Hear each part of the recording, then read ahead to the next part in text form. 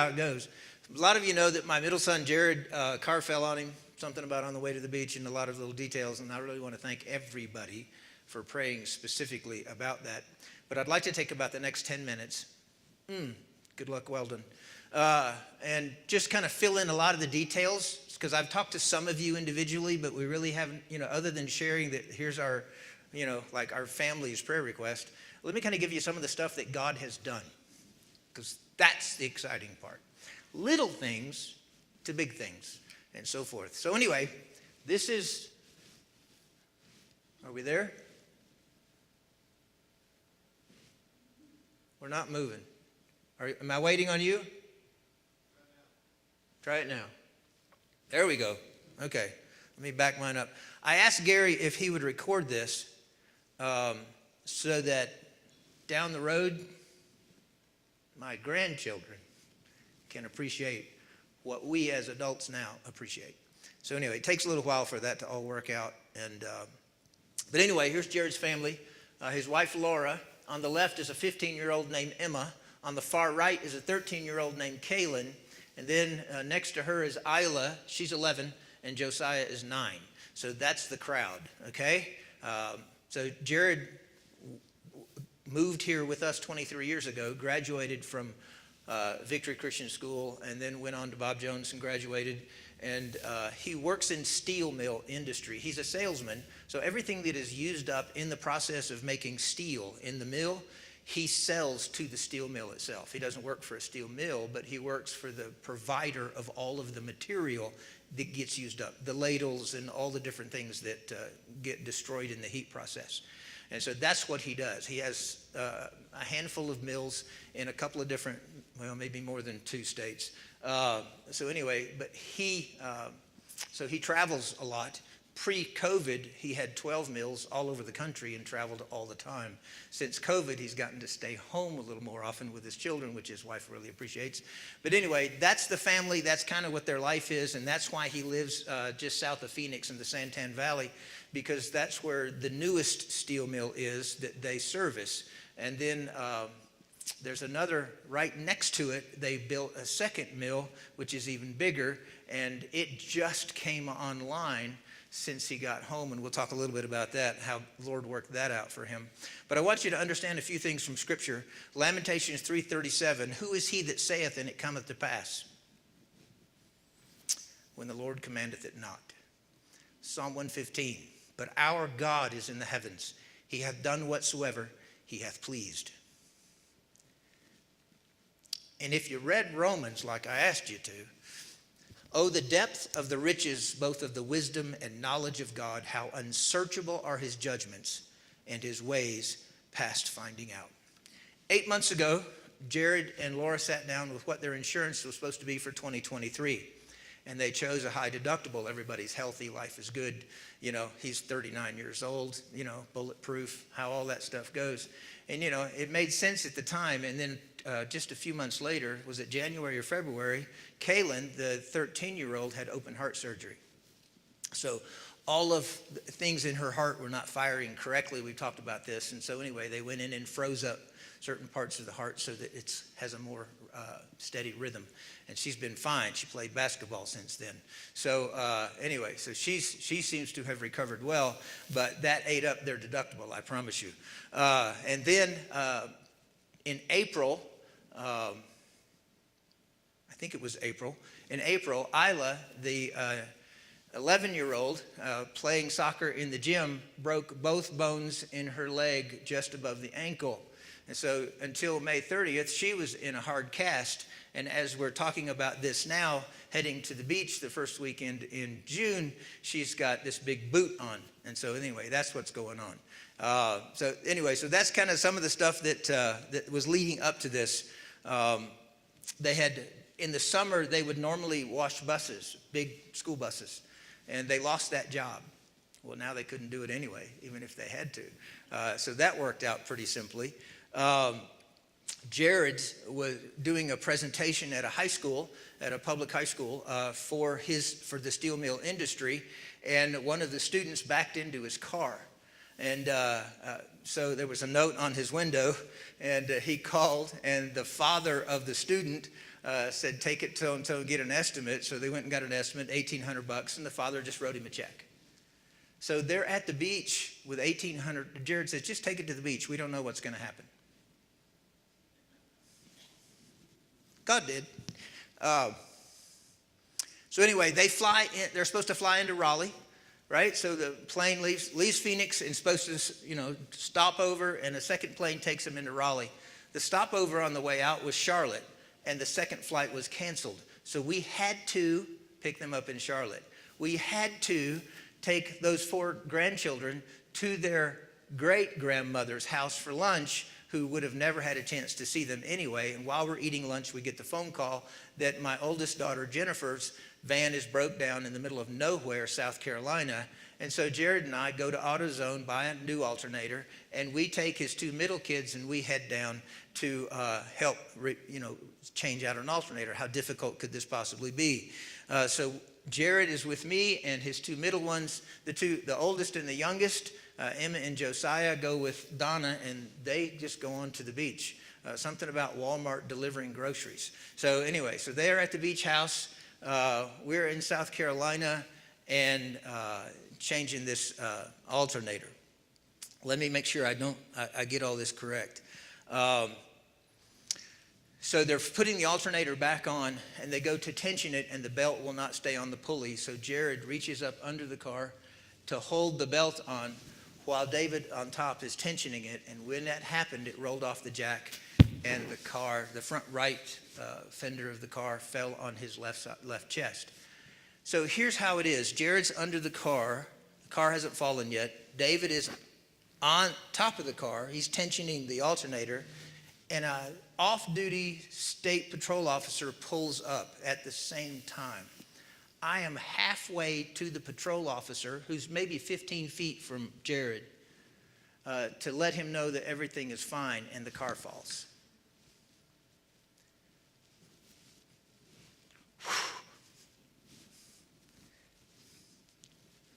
He's on the radio. I'm going to get another jack. We get Jared out from under the car. Here's the crazy part. I don't carry a tarp with me ever. But we had so much stuff piled up, and we're thinking we got to pick all these kids up and all their luggage. Maybe we'll have to, if it's raining, we got to wrap it up. So that's a tarp in the back of Joy's Honda. So that Jared's on a tarp. Whole lot easier to slide him out while he's on the tarp. So we slide him out from under the car. By the time we got him out from under the car, which was probably about a minute, it seemed a lot longer. By that time, some lady showed up with a radio and an oxygen sensor. Who carries that stuff? All right? Well, her husband's in the volunteer fire department. So I no more turned around, and I'm checking Jared, and of course he's making noise I've never heard anybody make before. And he's saying he can't breathe, and he can't breathe. And she plugs the oxygen sensor. O2 is 92, Bubba. You're going to be just fine. Just calm down. Life is good. His eyes are fine. He's fine. She's in charge. She's on the radio. All this stuff is going on. An ambulance is coming. We're going, yeah, good. It slows down just long enough for a guy to reach out the window and go, we got somebody unresponsive up the road. We got to go get them. Well, about this time, you got to understand my oldest daughter is in charge. So wherever she's at, she's in charge. She's just that way. So she has 5 kids with her. Her 3 plus Jared's 2 middle. So she's at the Honda with Jared's 2 middle kids. Now the 13-year-old has already taken a picture and sent it to mom at the beach. And so she's like, and something about cell phones with teenagers. So anyway, so Jennifer's at the Honda having prayer with Jared's 2. And then the 3 of her 3 are kind of gathered around. And then, so anyway, all this happens. Second ambulance does finally show up. And it seemed like an eternity. But again, the lady with the radio and the oxygen sensor just kept telling us, he's going to be fine. If her husband didn't work for the volunteer fire department, I would say she was an angel. All right. She's pictured here in a minute. There's a couple of videos, Gary, but they don't have sound, so don't feel like something's broke back there, okay? I just took the sound out of it. So we get him into an ambulance. They block off the road leading to I-20, the highway, and a helicopter lands. And I thought at the time, if everything's that good, why do we call a helicopter? Well, the lady with the radio and the O2 sensor knew a lot more than I did. And she got that. Jennifer, in the meantime, has been on the phone with 911, and they've been trying to get U-Haul something for hours. So she already had the location memorized, and you could ping her phone. She could tell you exactly where she was, so she didn't have to look it up or anything. So that helped her stay calm through all of that. Anyway, they took him by helicopter to the trauma center in South Carolina, Columbia, South Carolina, which is 35 miles by driving. By helicopter, it was like next thing. By the time we got to the hospital, I took Jared's 2 kids with me. And as soon as the helicopter took off and they cleared the highway, we went to the trauma center. Now, this is the crazy part, and here's where the angel comes in, which I think, anyway. So we still don't have the alternator quite on the car completely. We still don't have it tensioned. The car's not going to go anywhere. The battery is completely dead. But in the bottom boot of Joy's car was one of those backup batteries that you could just plug in because it's Joy. And so I just gave that to Dave as we left. I said, you're going to need this. And I got Jared's 2 kids, and off we went. So it hadn't been just a few minutes after that, a Hispanic guy shows up, doesn't speak hardly any English. Well, Jennifer is bilingual, and David's been taking Spanish lessons from a guy in Peru for a while. And so they were able to communicate, and he literally put the car back like new before he left. Wouldn't take any money. To this day, we don't know what his name is. Jennifer handed him a John Romans with David's cell phone, and they haven't heard anything from him. But they communicated with him and had quite a conversation. But he wouldn't go until not only had they cranked the car, but that he had had an opportunity to get his testers out. He tested everything to make sure everything was exactly like it was supposed to be. And the little convenience store, which is just a short walk from where all this was going on, had already closed.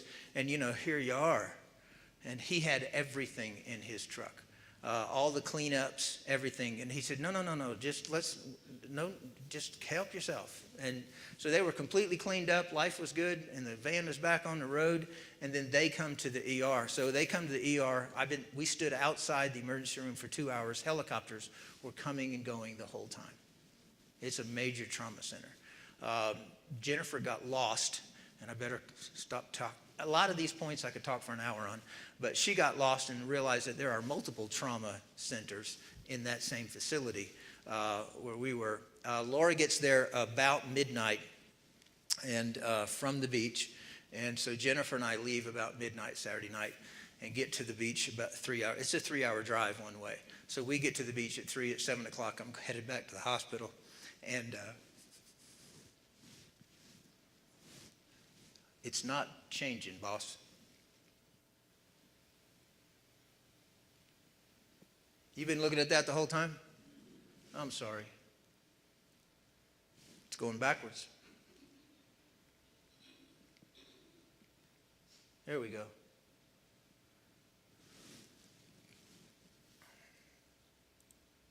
This takes about 20 seconds. Then maybe we'll get caught up.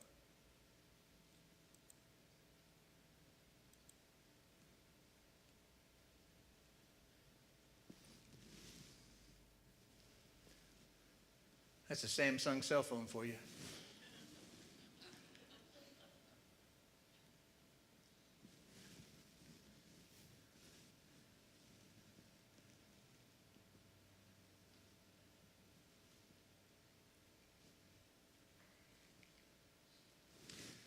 So this is Sunday, when I get there Sunday morning.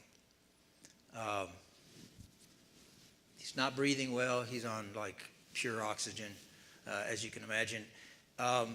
We were told so many wrong things by so many different nurses.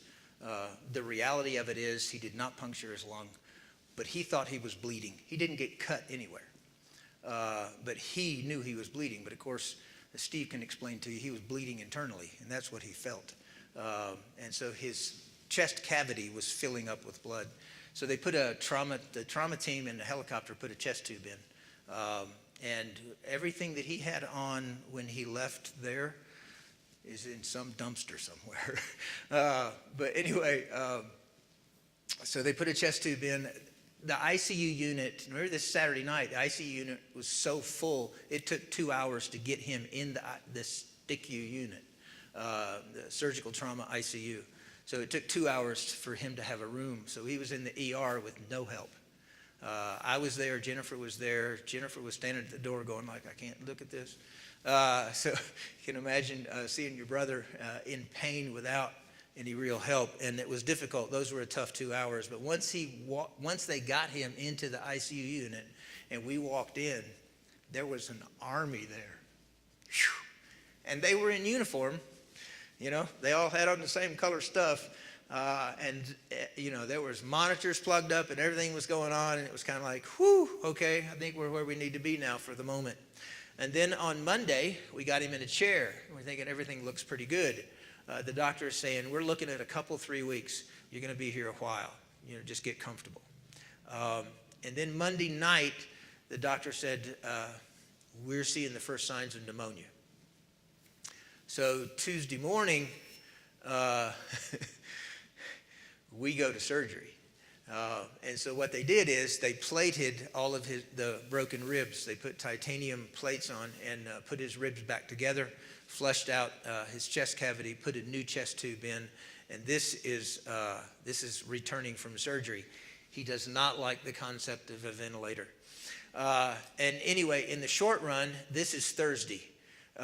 So Tuesday he had surgery. Wednesday they took the ventilator out about lunch, and on Thursday he said, let's take a walk. And he was ready to leave. Now he's still got a chest tube in. He's still on a lot of oxygen, but he's motivated. And then on Friday, he said, let's get dressed. So Thursday, I went for 2 hours to the beach with the grandkids because I hadn't seen the ocean yet. And Laura stayed. And then when I got to the hospital about supper time, after I'd been there for a little bit, Laura left. And so she went to the beach with her kids on Friday and did not come back to the hospital. Well, on Friday, we were just sending videos and pictures back and forth. So, hey, he's fine. You don't need to come. But she went there and stayed from Saturday night until I made her go to the beach on Thursday night. And we had agreed to do that. And then she kind of tried to back out on it. But they let her shower in the nurse's station in the ICU. The cleaning lady brought her a recliner. So I don't know if none of that is supposed to happen, because other nurses would come later and go like, you're not allowed. But she was allowed. And if you know my daughter-in-law, she was, they thought they were running the ICU unit, but she was. So anyway, even the x-ray technicians let her look at the x-rays. Are you kidding me? Except the last one. And we'd already seen enough by then, it didn't matter. So anyway, so a lot of things happened to help. Everything is just calm. Now you think about it. You're from Phoenix. You flew into Charlotte on Saturday, and you're supposed to be on vacation with all your family, and now you're in the trauma center, and so it's a little different. Jared never did see the ocean unless he looked out from the plane somewhere. Oh, wait, he can't fly. That's another story. So anyway, this is Thursday. On Friday, he said, let's get dressed, and we walked that entire STICU unit 5 times. And we go by where all the nurses and doctors are, and everybody's on their computers, and they'd look up, and we just wave. It's like, time for us to go home. He said, we're showing off a little bit because we got to get out of here. Friday, they continued to reduce his oxygen. On Friday, he was still on, I think, 2 liters, if you know what that means. And he just took it off. He said, we're done. So we're done. And so we would do breathing. He'd do the spirometer, and he was really motivated. And then we left Saturday morning. We left. So we weren't supposed to have surgery. We couldn't get surgery, but all of a sudden at the last minute, a surgical room opened up and the whole team was there. We were not going to leave for 3 weeks, and on Saturday we were walking out. The reason we're walking out on Saturday is because they're flying home. His family is flying home. He can't fly for 2 weeks. His family is flying home. So we went an hour towards the beach, and they went an hour in the wrong direction, and we met at Zaxby's, and all his kids got to see him alive and semi-well. For about an hour before they head to Raleigh. And Donna took them to Raleigh, and then she drove home. And then I took Jared, and we drove home. to our house in Franklin, and then the next morning at 7:30 a.m. we left for Phoenix, nonstop flight, and at 3 o'clock Monday afternoon, he's sitting on the couch in his living room. So that was a pretty quick trip for us. It was good for him. It was really much more comfortable. In Donna's bus, there's a pretty comfortable seat in the front with heat. And his back was hurting more so than his lungs were at this point. And so we propped him up, and he was able to get out and motivate. At different times we had to stop for gas a couple times. 1,910 miles, and we're in Phoenix. And so that's kind of how that went out. Now, here's one of the cool things. I told you about he's in the steel mill business. I'm not going to get to Zechariah. I should have known that I wouldn't do that. Why did I spend all that time preparing? Okay, but anyway, so he's in the steel mill business, and this new mill that's just coming online is supposed to come online on Friday, all right? And so this will be the first heat. I don't know if you know anything about steel mill, but this is a big deal, this first heat in a steel mill. And he's been working with this steel mill for 2 years. It's right next to where his office is, and he's been back and forth, and he's going to miss the first heat. You think he's going to miss the first heat? No, because that's not how my God works. And it doesn't mean anything to me, but it meant a whole lot to him. So he had sent an email to his team as to what they were supposed to have on site prepared for Friday, and somebody failed to do that. So it couldn't get there till Monday. Well, Monday, his wife Laura takes him to his office. He puts on all his safety gear. She drives him over to the door of the steel mill, which you're not supposed to do. And then he walks up several flights of stairs. He said, I went up to the first landing and took a break. Then I went up to the next landing and I took a break. And then I went up to the next landing and I took a break. And then he said, then I got there and I thought, I'm going to be here for a while because I don't want to go back down yet. And so anyway, he got to see the first heat in that steel mill. And so that was a big deal. He didn't stay for the whole process. They make rebar from scrap steel in this particular mill. And but he got to see the first heat with his team that had been working on this for a couple of years. So that was a big deal to him. That was very important. And anyway, and then some of the crazy stuff, a family in their church had an all but new electric recliner. They don't own a recliner. They have 4 children. So anyway, so they brought that over. His church is a startup. If you know what, they can't fit everybody. They now have 2 services. They're raising money to build an auditorium. It's kind of an exciting place to be. They have a very young pastor. And so anyway, all that being said, they're tripping over themselves, calling all the time, almost to a nuisance. Can we help you? What can we do? They want to do something, and so that's really interesting to see how their church family's been taken care of. Jared's boss said, just work from home. I know you have an office, but because you have multiple sites and all that responsibility, there's no need for you to come to your office. He said, you can just stay there.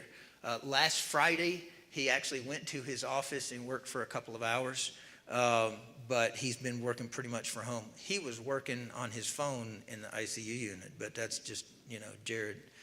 The last 4 nights, he slept in his bed horizontal. That's pretty big when you've broken up that many ribs. He's not been on legitimate pain medication since the middle of so by the time we got him home, pretty much. I think that first night at home, he was on some oxycodone and ridiculous amount of Tylenol or Advil, acetaminophen. But anyway, whatever that one is. But after that, now he is on a nerve blocker. And the doctor on the 28th took this x-ray. So on the 28th, he had a follow-up. Here's another miracle. Since I'm going to take the whole time, I got 5 more minutes. While Laura is driving to the airport at Raleigh, a friend in church knows a member of a trauma team in Phoenix. Before she gets on the plane, now this is a Saturday, they call the surgeon in charge of this team at home, and he accepts Jared for a follow-up appointment. Are you kidding me? God puts his people in the right place at the right time and makes all that connection. So she's getting on a plane and everything is already taken care of and life is good. But anyway, this is an x-ray taken on the 28th. And the doctor said, this is the easiest follow-up visit I will probably ever have. I don't need to see you again unless for some reason you get some new pain. And answered all of his questions and all of Laura's questions, and everything is good. And he said, just go away. In fact, as far as I'm concerned, and if you're only on gabapentin, the nerve blocker, you can drive. It's probably not what Laura wanted to hear, but it's definitely what Jared wanted to hear. He's... like I said, he went to the office for a couple of hours on Friday, and Friday night they had the closing ceremony for their VBS, with 4 children. You can imagine they were involved. And so he went to that as well, and then he went straight home and slept for 4 hours.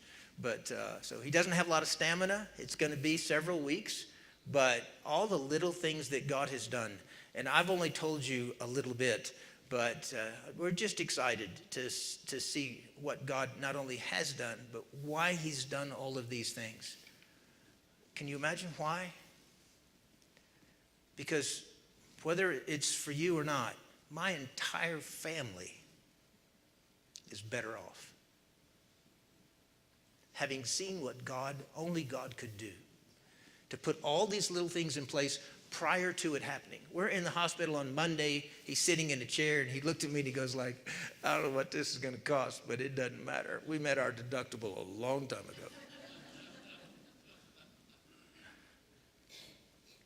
I'm sure the insurance company will figure out something that they will not cover. That always how it works out. But at least they weren't concerned about it. And then, so there were just so many little things. I want to share with you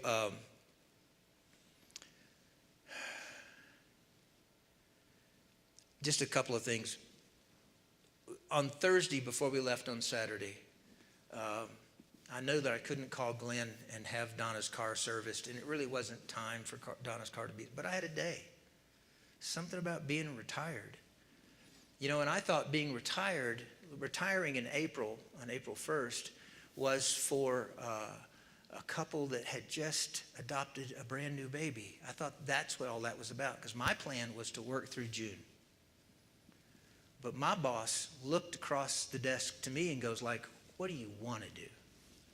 I said, today could be a last day. I'm good. He said, no, you're coming back to work tomorrow. Let's make the big announcement. And then you can take all your vacation time. And then April 1st, you'll be officially retired. We'll pay your insurance up until this point.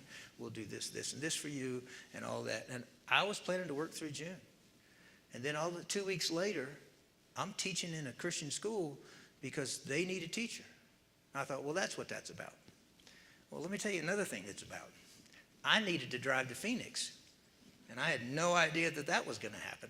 And I didn't need to ask anybody's permission to do so. And that was exciting.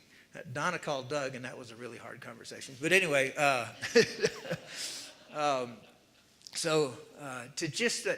it's not a problem. So on Thursday, before this all happened, I took Donna's car to Georgia to the dealer, because it's 2 hours from my house to the dealer. So we go to Glenn. We don't go to the dealer. Well, I took it to the dealer. They went through it. There's 4 pages of stuff that they checked out. So here we are. We're fixing to go to Phoenix. I don't have anything to do. The oil is changed. Tires are rotated. Everything is good. There's one tire that continually loses 2 or 3 pounds of air every week. I haven't had to put any air in it this month. It just sealed itself. So, little things like that God did that only he would do, and how much we appreciate it. So we're working on memorizing Psalm 145 as a class. Some of us are. All right? This is my verse. Psalm 145:9. The Lord is good to all, and his tender mercies are over all his works. Praise to our God for the way in which he cares for us. And there is nothing too hard for him, but there is nothing that surprises him. And we just need to stay focused on him. Thank you for your attention. Thank you so much for your prayers. I will say this. I was talking to Jennifer last night, and she said there's a family in her church that if you need somebody to pray for you, that's the family you go to. They've had multiple tragedies and difficulties with their own children. and they're just a praying family. And she said, found out recently that they had circled on the calendar as they started praying for Jared on Sunday, the 4th of June. They circled on their family calendar, he will walk on this day, Friday. Woo! I don't know about you, but I cried a little while last night when she told me that. How God does things. And of course, Joy, being in Mexico, and Jennifer, and their connection to missionaries, she said between her and Joy, they counted up 10 countries that there were Christians praying for Jared. What God can do and bring not just your physical family and not just your church family, but to bring the family of God together centered around to watch what he will do. It's good stuff. He's a good God.